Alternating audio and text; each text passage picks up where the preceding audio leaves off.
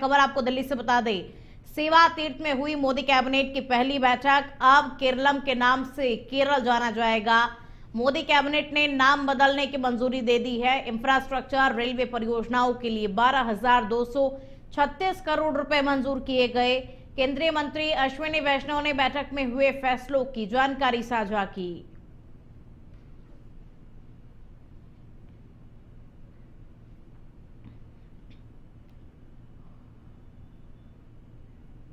और आप जयपुर से खबर का रुख करेंगे। सीएम हिमांशु शर्मा विधायक दल की बैठक में शामिल हुए। आगामी विधायी कार्यों और जनहित के विषयों पर चर्चा की। सदन में जनहित के मुद्दों पर चर्चा के लिए सरकार तत्पर है। सरकार प्रदेश के सर्वांगीण विकास और जन कल्याण के लिए प्रतिबद्ध है।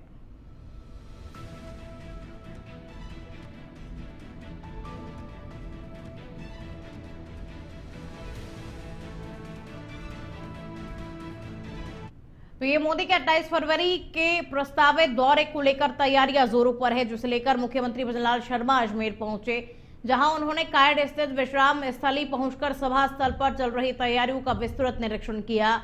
निरीक्षण के दौरान मुख्यमंत्री ने बिजली, पानी, मंच व्यवस्था, सुरक्षा, यातायात प्रबंधन और आमजन की सुविधाओं से जुड़ी व्यवस्थाओं की विस्तार से जानकारी ली और साथ ही संबंधित अधिकारियों को निर्देश दिया कि जनसभा में आने वाले लोगों को किसी भी प्रकार की कोई असुविधा न हो, सभी व्यवस्थाएं समय पर पूर्ण कर ली जाए। इस अवसर पर केंद्रीय कृषि राज्य मंत्री भागीरथ चौधरी, मंत्री सुरेश रावत, कलेक्टर लोकबंधु समेत पुलिस विभाग के अधिकारी मौजूद रहे।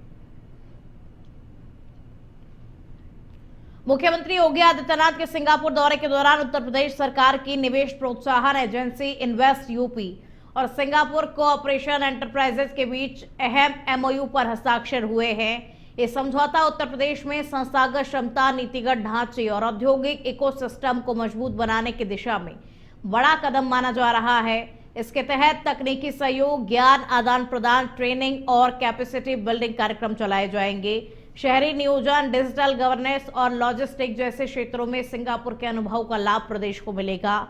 इससे यूपी की वैश्विक भागीदारी और दीर्घकालिक विकास रणनीति में महत्वपूर्ण उपलब्धि बताया जा रहा है। वहीं जेवर एयरपोर्ट के 2 प्रोजेक्ट में 4,458 करोड़ के निवेश पर भी सहमति बनी है। बूंदी के इंद्रगढ़ में लोकसभा अध्यक्ष ओम बिरला ने सोमवार को कुल 103 करोड़ रुपए के विकास कार्यों का शिलान्यास और लोकार्पण किया।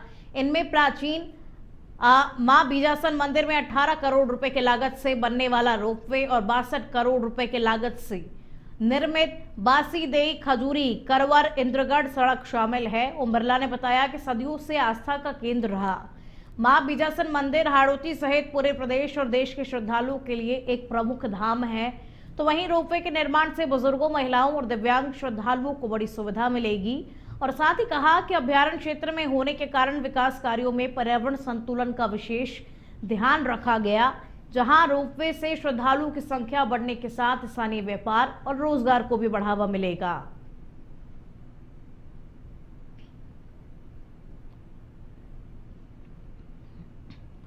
इंडियन यूथ कांग्रेस के राष्ट्रीय अध्यक्ष उदय भानु चिब को दिल्ली पुलिस ने एआई इंपैक्ट समिट में हुए शर्टलेस प्रोटेस्ट मामले में गिरफ्तार किया है, जिसके बाद पटियाला हाउस कोर्ट में उनकी पेशी के दौरान पुलिस ने 7 दिन की पुलिस कस्टडी की मांग की, लेकिन कोर्ट ने 4 दिनों की कस्टडी अप्रूव कर दी है। इसके बाद में कांग्रेस कार्यकर्ता पटियाला हाउस हाईकोर्ट के बाहर इकट्ठा हो गए हैं। जानकारी के मुताबिक पुलिस अब उदय भानु से गहन पूछताछ करेगी ताकि प्रदर्शन की पूरी साजिश और प्लानिंग का पता लगाया जा सके। इस मामले में अब तक कुल 8 लोग गिरफ्तार हो चुके हैं, जिसमें उदय भानु चिब शामिल हैं। तो वहीं पहले 4 कार्यकर्ताओं को घटना के दिन ही हिरासत में ले लिया गया था और उन्हें 5 दिन की पुलिस कस्टडी मिली थी। तो वहीं कांग्रेस ने इस गिरफ्तारी को असंवैधानिक और तानाशाही करार दिया है।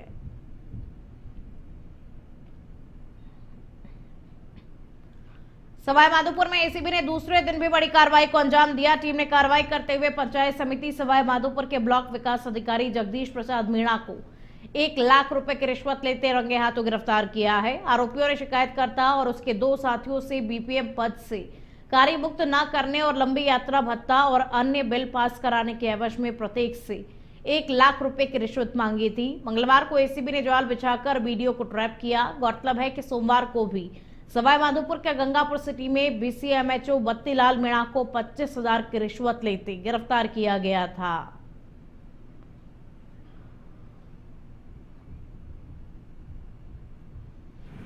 भ्रष्ट अधिकारियों के खिलाफ कार्रवाई करने के लिए राज्य सरकार की जीरो टॉलरेंस पॉलिसी के तहत कटिबद्ध है जी। उसी के क्रम में हमारे एसीपी परिवार के मुखिया श्रीमान DG sir Shri Govind Gupta sir और ADG ma'am Smita Srivastava ma'am के दिशा निर्देशन में परिवादी द्वारा दी गई शिकायत का सत्यापन करने के बाद सही पाए जाने पर आज सवाई माधोपुर पंचायत समिति के विकास अधिकारी श्री जगदीश मीणा को 1 लाख रुपए रिश्वत लेते हुए रंगे हाथों गिरफ्तार किया गया।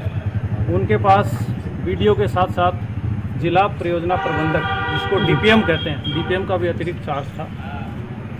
उसी के तहत परिवादी द्वारा ये शिकायत दी गई थी कि परिवादी और उसके कुछ साथियों के जो बीपीएम के रूप में काम कर रहे हैं उनको सही तरीके से काम करने दें। राजस्थान के भरतपुर से पुलिस महकमे को शर्मसार कर देने वाली एक गंभीर घटना सामने आई है, जहां भुसावर थाने में तैनात 2 ट्रेनिंग कांस्टेबलों को अनुशासनहीनता और दुराचरण के आरोप में जिला पुलिस अधीक्षक ने तुरंत प्रभाव से नौकरी से बर्खास्त कर दिया है।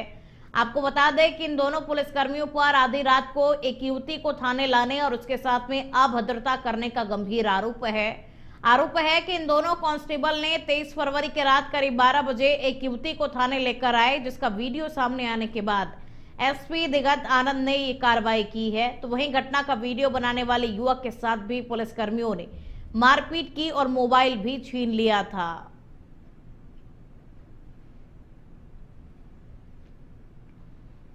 के आसपास एक अज्ञात मोटरसाइकिल जो मेरे घर के निकट आकर के रुकी और उस मोटरसाइकिल पर एक अनजान लड़की, उन लड़कों ने ज़बरदस्ती बिठा करके चले गए। मुझे जब इस घटना का पता चला तो मैं उस बाइक का पीछा करते हुए आया, तो वो बाइक भुसावर पुलिस थाने में अंदर गई। मैंने जाकर के जब वहाँ जांच पड़ताल की तो मुझे पता चला कि एक लड़की जो बाइक पर बैठकर आए 2 युवक थे, उनके नाम परमवीर और सोनू, जो वर्तमान में भुसावर पुलिस थाना पर कार्यरत हैं।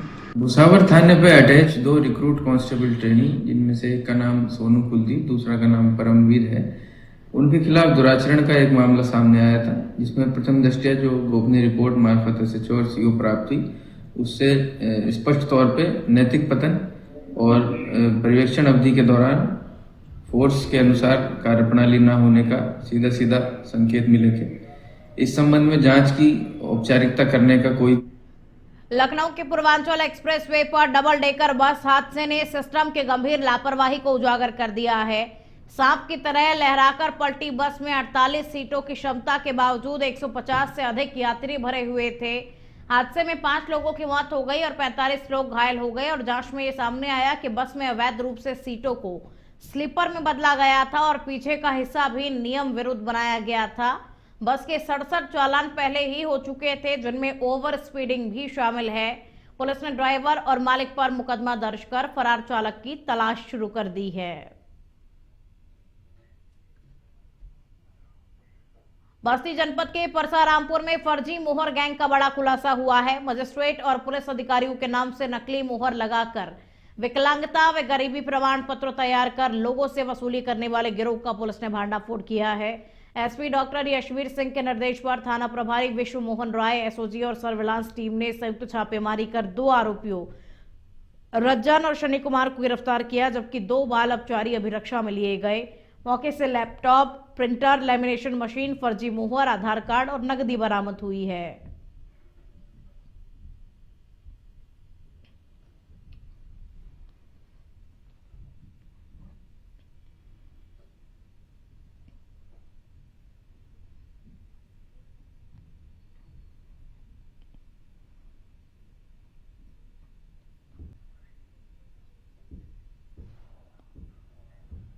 लालकुआ में शिक्षा निदेशक पर हुए कथित हमले के मामले में भाजपा विधायक उमेश शर्मा काऊ की गिरफ्तारी की मांग को लेकर कांग्रेस ने जोरदार प्रदर्शन किया।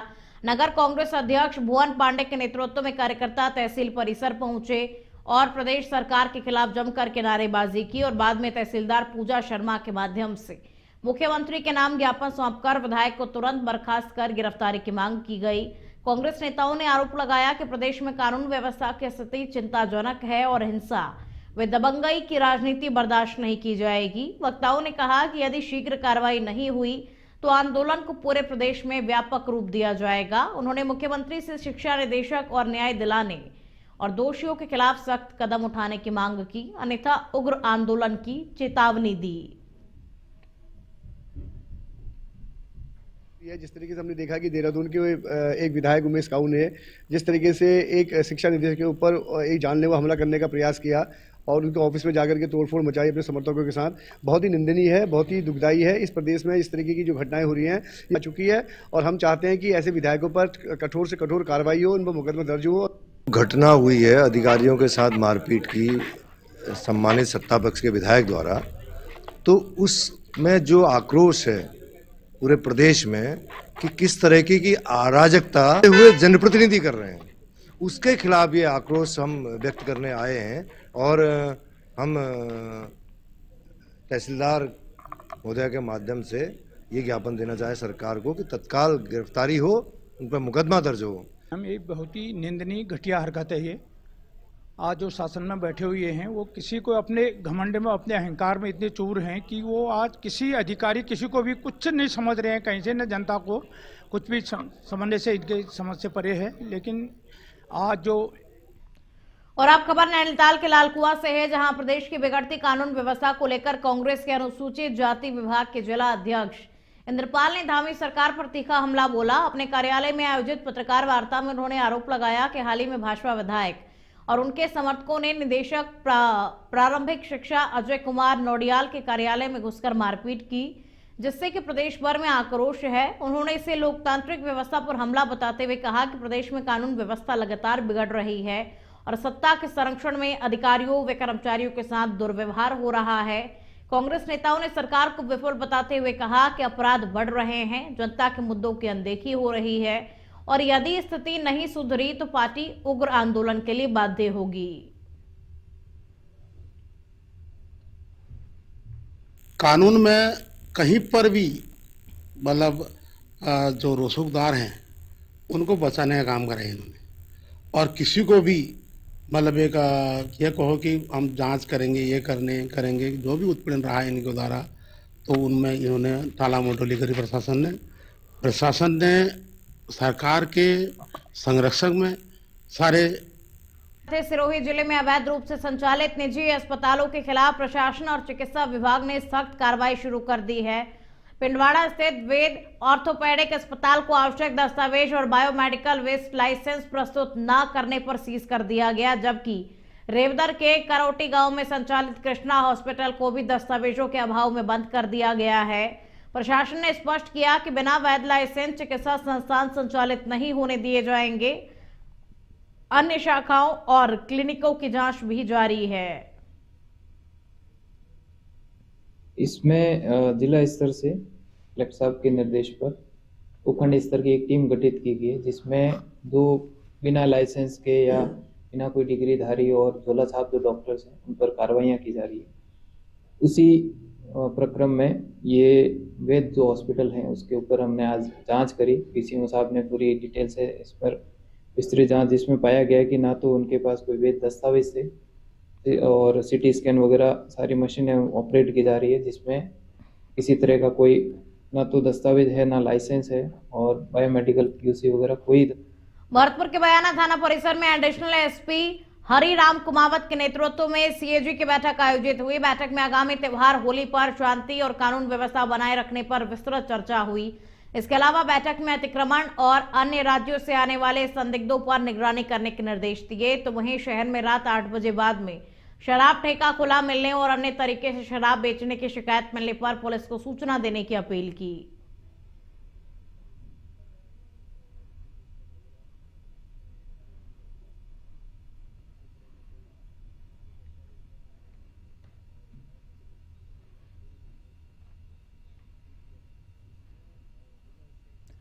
शाहबाद ब्लॉक कांग्रेस कमेटी ने ग्राम मुंडियर में सरकारी भूमि से अतिक्रमण हटाने की मांग को लेकर उपखंड अधिकारी को ज्ञापन सौंपा है।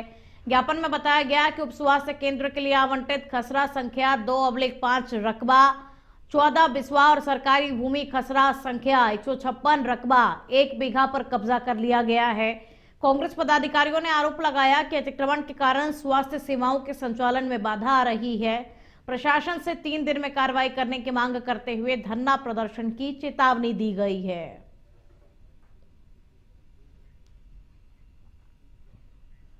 और अब खबर जालोर के बीनमाल से है, जहां बीकानेर जिले के रणजीपुरा में 12 वर्षीय नाबालिग के अपहरण, रेप और निर्मम हत्या की घटना को लेकर सैन समाज में काफी आक्रोश नजर आ रहा है। जहां बीनमाल में सब समाज ने दोषियों को फांसी देने की मांग को लेकर एडीएम को मुख्यमंत्री के नाम ज्ञापन सौंपा और मामले में सभी आरोपियों की जल्द से जल्द गिरफ्तारी कर फांसी की सजा देने की मांग की। तो वहीं मामले में कार्रवाई नहीं होने पर आंदोलन की चेतावनी दी गई है।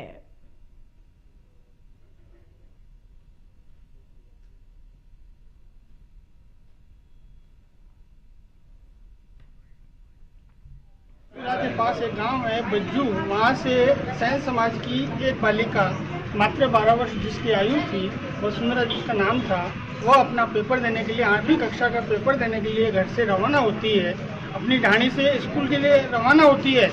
बीच रास्ते में असामाजिक तत्वों द्वारा उसका अपहरण कर लिया जाता है, उसके साथ में यौन शोषण होता है और उसके बाद में उसकी निर्मम हत्या कर उसकी अर्धनग्न लाश को, बॉडी को जंगल में फेंक दिया जाता है। आज 3 दिन हो गए हैं, आज सुन रहे हैं कि 1-2 आरोपी।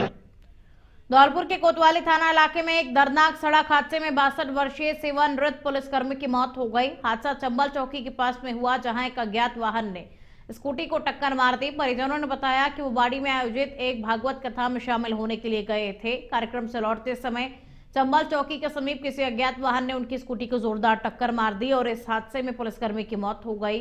फिलहाल कोतवाली थाना पुलिस ने अज्ञात वाहन चालक के खिलाफ मामला दर्ज कर जांच शुरू कर दी है। रीग में अखिल भारतीय ब्राह्मण महासभा का होली मिलन और प्रतिभा सम्मान समारोह आयोजित हुआ, जिसमें आईपीएस चिराग जैन बतौर मुख्य अतिथि शामिल हुए। समारोह में अतिथियों का गुलाल लगाकर और स्मृति चिन्ह देकर सम्मान किया गया। साथ ही प्रतिभावान विप्र छात्र छात्राओं सहित विभिन्न क्षेत्रों में उपलब्धि प्राप्त करने वालों को पुरस्कृत किया गया। इस दौरान जरूरतमंद महिलाओं को कंबल भी वितरित किए गए। सम्मान समारोह में प्रदेश अध्यक्ष चंद्रशेखर शर्मा, वरिष्ठ उपाध्यक्ष राजीव शर्मा सहित अन्य प्रतिनिधि मौजूद रहे। डीग में प्रताप मैरिज होम के अंतर्गत अखिल भारतीय ब्राह्मण महासभा के द्वारा कंबल वितरण का कार्यक्रम और सम्मान समारोह कार्यक्रम आयोजित किया गया था, जिसमें शिक्षा के क्षेत्र में और जो पढ़ाई के क्षेत्र में है, आर्मी के क्षेत्र में, चिकित्सा में, सभी क्षेत्रों में जिन्होंने अच्छा काम किया, विशिष्ट काम किया, उन सभी को सम्मान किया। साथ में गरीब महिलाओं को 101 कंबल वितरण कार्यक्रम किया गया।